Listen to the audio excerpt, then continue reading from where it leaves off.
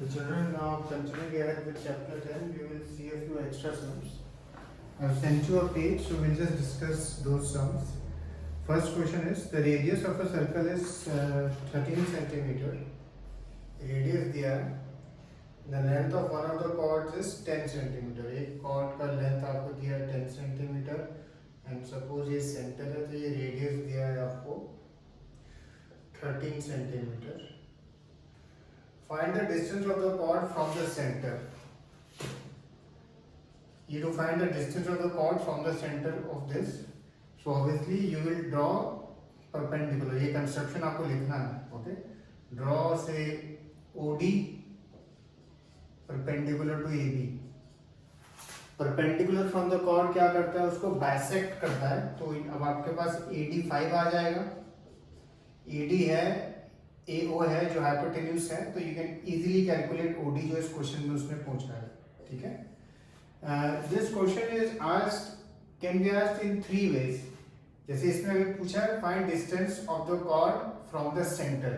Second method is कि ये distance OD वो देता आपको and radius भी देता and आपको बस पूछता कि find the length of the chord. तो आप फिर AD निकाल देते हैं then into 2 करते तो आपको AB मिलता. और थर्ड मेथड में वो आपको radius नहीं देता and बाकी दो चीजें देता.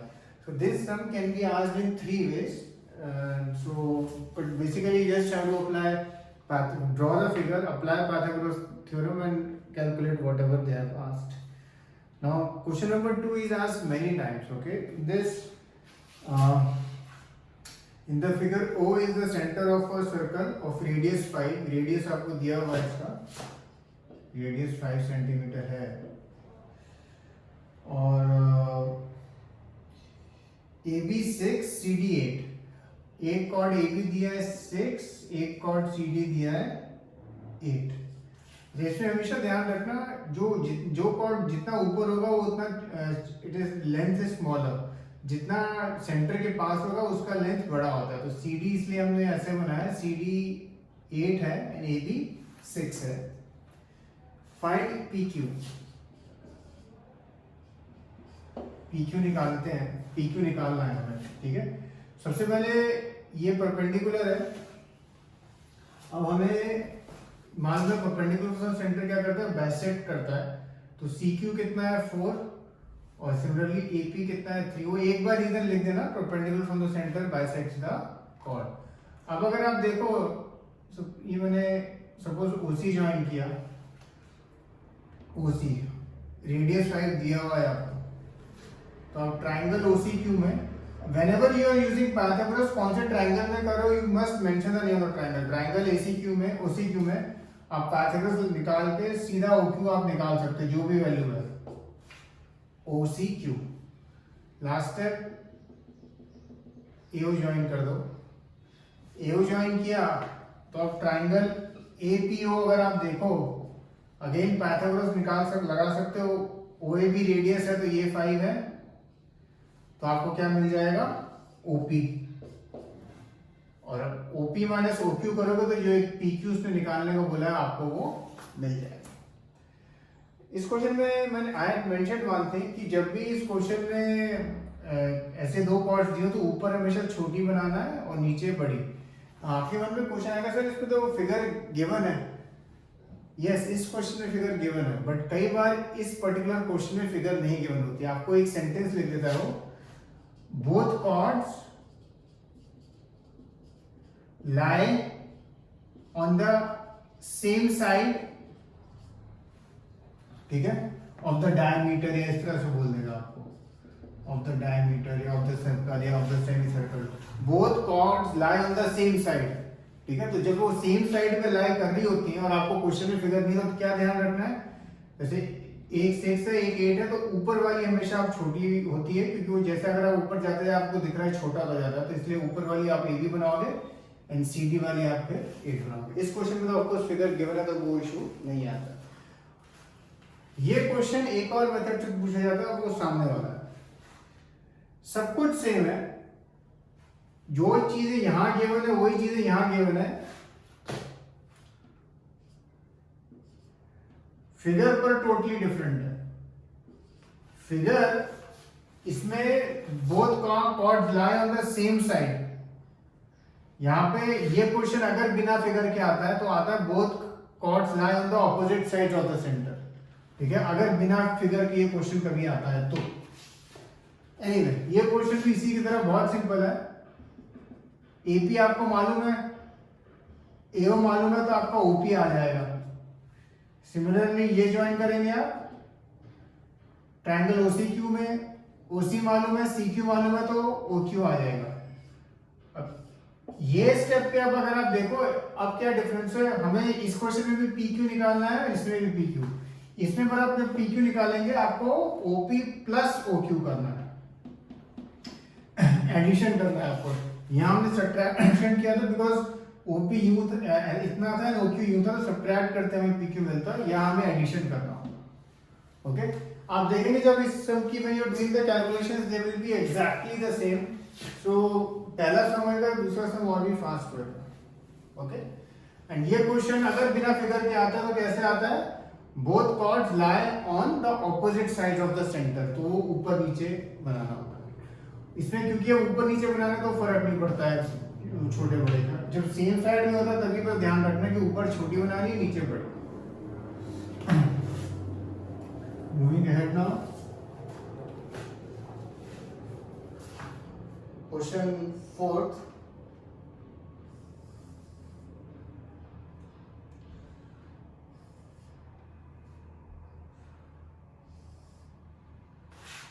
क्वेश्चन 4 पे ये चीज ध्यान रखना है कि जो सेंटर है वो यहाँ पे इस पॉइंट पे नहीं, या साइड में बना हुआ, जानबूझ के बनाया उसने वहां पे, make it slightly complicated, not very complicated but slightly complicated. Centre इधर है,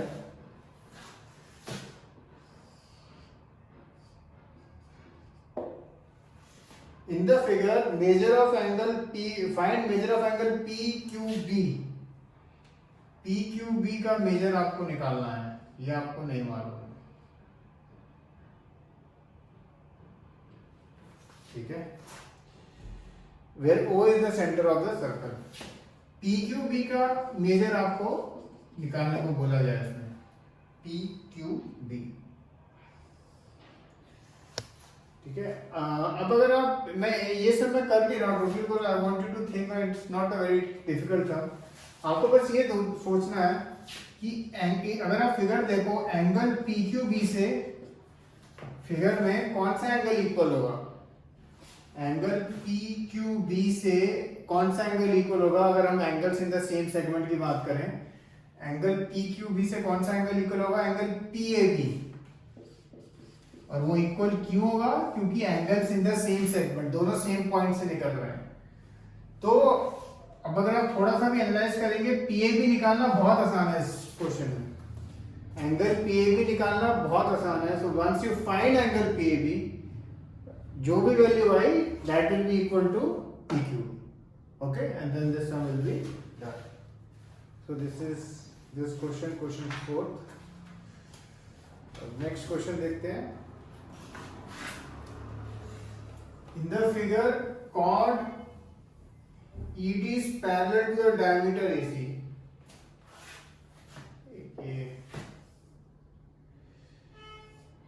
Center AC.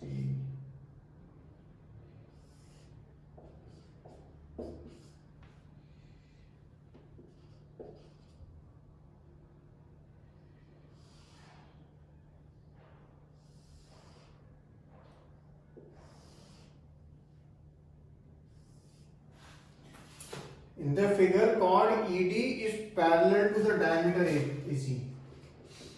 ED is parallel to AC आपको गिवन है। एंगल CBE 65 दिया हुआ है,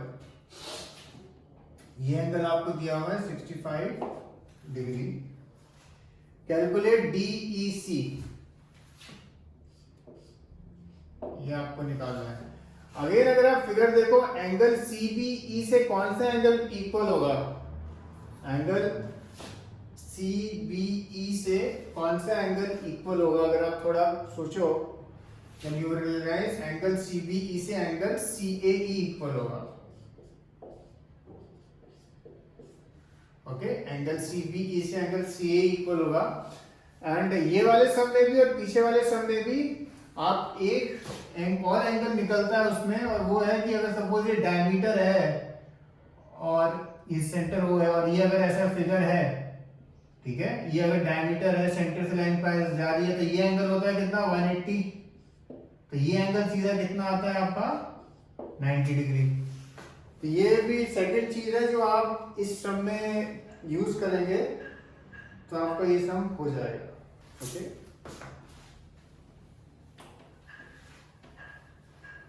अब नेक्स्ट सम हम देखते हैं।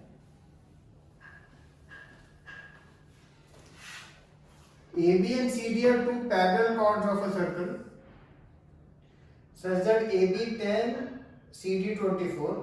The chords are on the opposite sides of the center. ये ध्यान रखना है, इसमें बोला है क्लियरली। AB, CD,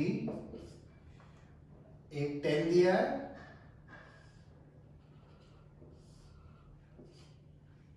ABCD है, EF E लिख देता हूँ, EF ये परपेंडिकुलर ड्रॉप किया मैंने, तो AB 10 है तो AE 5 हो गया, और CD 24 है तो ये हो गया 12। The chords are on the opposite side of center. The distance between them is 17. Find the radius of the circle. ये सब अब थोड़ा सा अलग है। हमें EF जो है पूरा 17 दिया हुआ है, ठीक है, और हमें रेडियस निकालना है, यानी OA या OC आपको निकालने को बोला गया। इस हमको क्या करना, let OA be x, OE मैंने अगर x लिखा तो ये कितना होगा FO 17 माइनस x, ठीक है, ये ध्यान रखना x माइनस 17 मत लिख देना क्योंकि टोटल 17 है, ये x लिया तो ये 17 माइनस x। लास्ट स्टेप, अब क्या करना, पाइथागोरस थ्योरम लगाना पहले ट्रायंगल OAE में, OAE में पाइथागोरस लगाना, और OA स्क्वायर क्या होता है वो जो भी है लिख देना, जो भी है इन टर्म्स ऑफ x आएगा, जो भी है लिख देना। फिर ट्रायंगल OCF में, नीचे वाले में OCF में भी पाइथागोरस थ्योरम लगाना, और OC स्क्वायर क्या होता है जो भी है लिख देना, इन टर्म्स ऑफ x आएगा। और ध्यान रखना जब 17 माइनस x का होल स्क्वायर होता है तो उसमें 3 टर्म आएंगी, ठीक है, because a minus B whole square है। लास्ट स्टेप, अब आप देखोगे OA स्क्वायर और OC स्क्वायर दोनों क्या है, सर्कल के रेडियस है, तो दोनों क्या होंगे इक्वल। तो जो भी value in terms of x आई है दोनों को अब आप आमने सामने रख देना, और जब आप करेंगे सॉल्व करेंगे तो ऑटोमेटिकली x आ जाएगा, ठीक है। और लास्ट चीज, जब x आ जाएगा, सपोज यहाँ आपने फिर एक लास्ट टाइम आपको इसमें रेडियस निकालना होगा, तो सपोज x 4 आता है तो आपको यहाँ OE की जगह क्या लिखना होगा 4, और फिर पाइथागोरस लगा के आपको रेडियस वो निकाल देंगे, ठीक है। तो फर्स्ट स्टेप, पहले ट्रायंगल OAE में काम करना, रेडियस क्या स्क्वायर क्या होता है लिखना, फिर OCF में, एंड क्योंकि रेडिया ऑफ सर्कल इक्वल होते हैं तो आमने सामने रख के इक्वेट करना। ओके, ये sum, this sum is slightly complicated but try to do it once, and always remember in exams, in tests, in worksheets or in normal homeworks, whenever a sum comes and if you think that you will find it difficult to do it, don't just give up कि भाई सम देखा और तभी देख के ही छोड़ दिया, नहीं, you must try it at least, ठीक है, try it 2-3 times before throwing in the towel, okay, don't just look at the sum and give up, that is not the correct attitude. Anyway, the last sum now,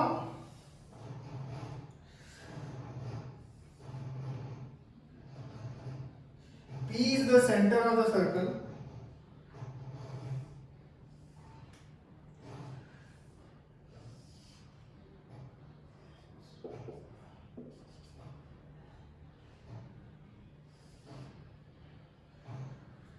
P centre दिया है आपको, और आपको prove करना है angle XPZ is equal to twice of angle XZY plus YXZ। ये proving वाला सम है, ओनली 3 स्टेप्स में ये सम हो जाता है, ओनली 3 स्टेप्स। हिंट में आपको दे रहा हूं, इसमें सपोज ये कोई सर्कल है, ये सेंटर है सपोज, ठीक है। तो ये अगर बहुत ही अच्छी फिगर बन रही थी, 1 सेकेंड।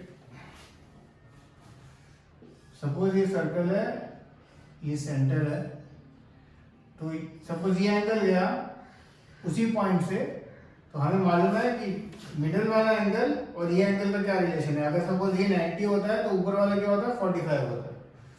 ये एंगल ऐसे भी बनाया तो भी वही रिलेशन होता है, ठीक है, डबल होता है वो उसका।